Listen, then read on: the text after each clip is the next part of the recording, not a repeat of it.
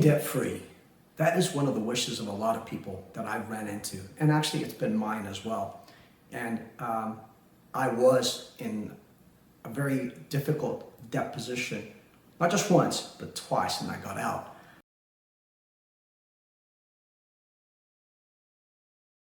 Hi, I'm Vin Shembri, the president of WOWzer Technologies. You know, the topic about being debt-free seems to be a common theme amongst a lot of individuals. We live in a society where, especially in today's world, where debt seems like a norm. I can remember in my parents' society, that was not the norm, where if you didn't have the cash, you didn't buy it, you just didn't do that. But, you know, I don't want to speak about what was, I want to speak about, you know, where we are and how you can actually overcome it. And I'm going to use some of my own examples as well to help you as well, and some methods that are out there. These are not the end-all, be-all, but these are some things that you can do in your own life to get you there. One of the very first things that I did to make sure that I was working towards my financial freedom as opposed to being debt-free was simply this: I watched what I said. One of the common phrases that you hear is that, you know, at the end of the month, you've got more month than you've got money.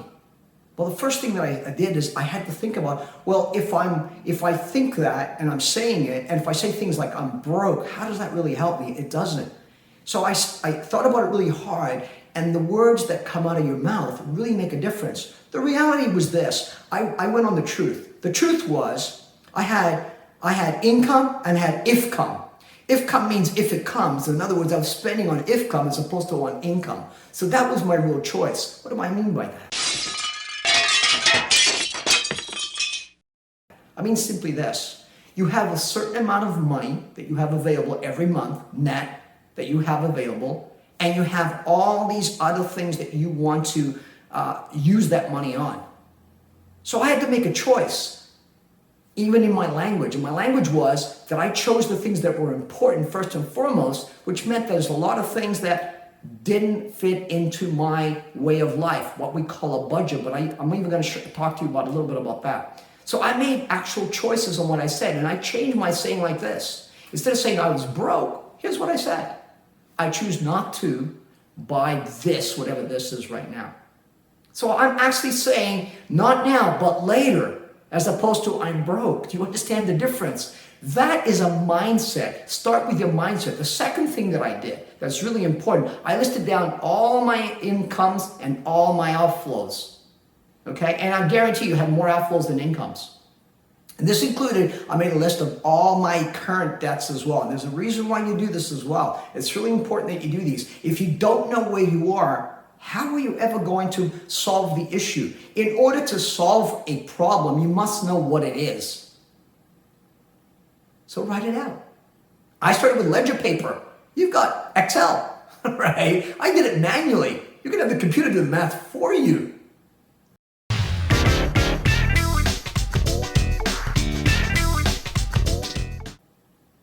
I highly recommend that. The next thing that I did is that I didn't use the word budget. Remember I just said it a few minutes ago? I created a forward-looking financial plan. That's what a budget is anyways, if you really think about it. It's forward-looking because what's past is past and you're living in the present, but you want to make decisions about what's coming in the future based on what you have and what your responsibilities are. That's what you have is your income, not if-come. If it comes, you'll spend it. Your actual income. And then your outflows is what's going to go out. And you make choices on which ones, you know what, you should take care of. So for example, in my situation, we would go out and eat at establishments, and it would cost 4 or 5 times more than if we prepared our food at home. Does that mean we never went out? No, that's not what I'm saying. What I'm saying is don't go out every night like we did, 4 or 5 times a week. Because guess what? All of a sudden, all that money, right, that you had for outflows, instead of it going for rent, it went to food. So food got a bigger percentage than rent was, and guess what? I didn't have rent money. You want a roof over your head. By the way, I had 2 eviction notices. Okay? So that's what happens.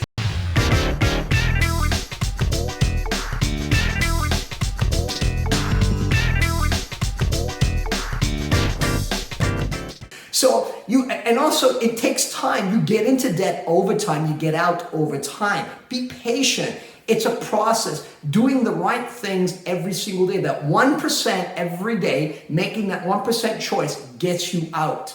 So if you don't know where you are and you don't list things out, how do you know where you're going to go? That's why it's a forward-looking plan, not a budget. Budget, I mean, I don't know what you think, but it's very restrictive. And that's one of the things that I did. And now another thing that you can do as well is you can create what's known as the snowball effect. And how that works is that you list all your obligations from the smallest to the largest. And what you do is you start with the smallest one first, and look and see if you can pay above the minimums. So the snowball effect also uses if you can actually pay above the minimums, depending on how much outflow you have. After your necessities, how much have you got left to put into debt? And when you pay that one off, right, whatever that one is, and you want it to be the smallest one with the least amount of time. Why? You want to have the victory as soon as you possibly can, because that will motivate you. Then you take that amount and you apply it to the next one, which is the next minimum. So your idea is to pay the minimums. The first one is the smallest one. In other words, it will be gone the quickest. If you could actually pay a little extra, do so. Once that's paid, take that amount, let's say it's $100, now apply it to the second one. So the second one, let's say it was also 100, now it's 100 plus 100. Once that one's gone, you freed up $200, take that 200 and apply it to the third one. And remember, these lists of debt that you have, you want to at least pay the minimums. And that's how the snowball effect works. That's why it's called that.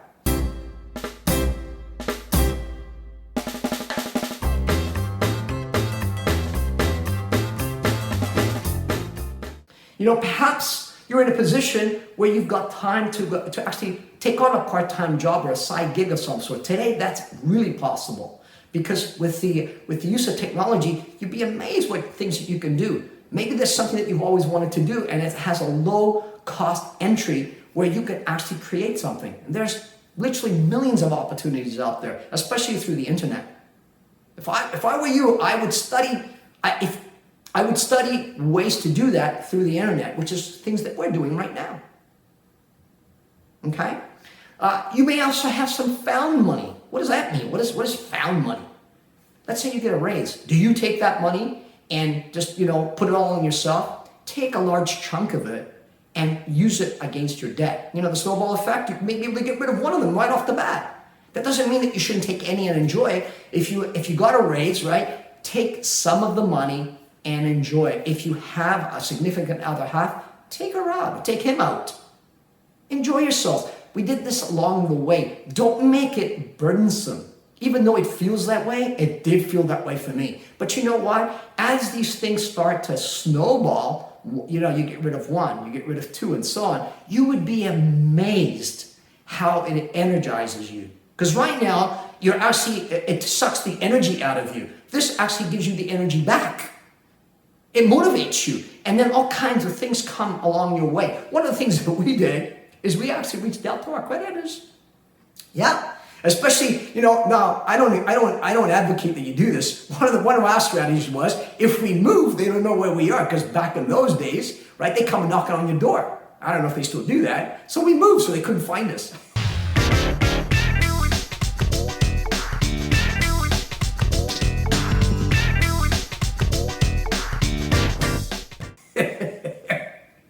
Change our phone numbers. Again, I don't recommend that. I laugh at it now, but that's what we did. I'm not advocating that you do that. I'm just sharing it with you. But one of the things that we did is we called the actual credit card companies, because we had credit cards that were outstanding, and we negotiated with them. And right off the bat, of course, we had been gone for a period of time. They not only take your amount and they tack on interest. And that's what they give you. So for example, let's say you owed $4,000. Well, you disappeared for 4 years, or you didn't pay for 4 years, and they stopped tracking you down. And now it's ballooned to 8. What I said to them was simply this. I said, you know what? No, I owed you 4, and that's what I want to negotiate on. And they'll try and convince you. And I said, look, I disappeared, and you didn't find me. I found you. In other words, I called you, and I want to negotiate. And they're more than helpful. And in some cases, they will even lower the amount as well. Now you may say, you're crazy, you're telling me to do these things. I'm not saying that you should or you shouldn't. I'm just saying that's what I did. And you know what? I got favor with them. It is amazing when you do that. So what am I telling you is don't run from your issues.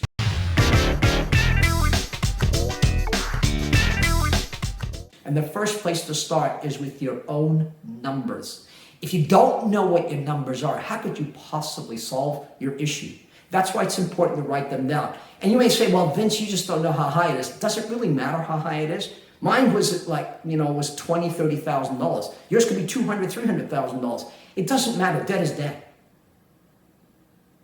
It's important to understand that. It's also important, again, to understand what comes out of your mouth and what you're thinking, and to realign that. And it's also important to create a plan going forward that, eliminates that.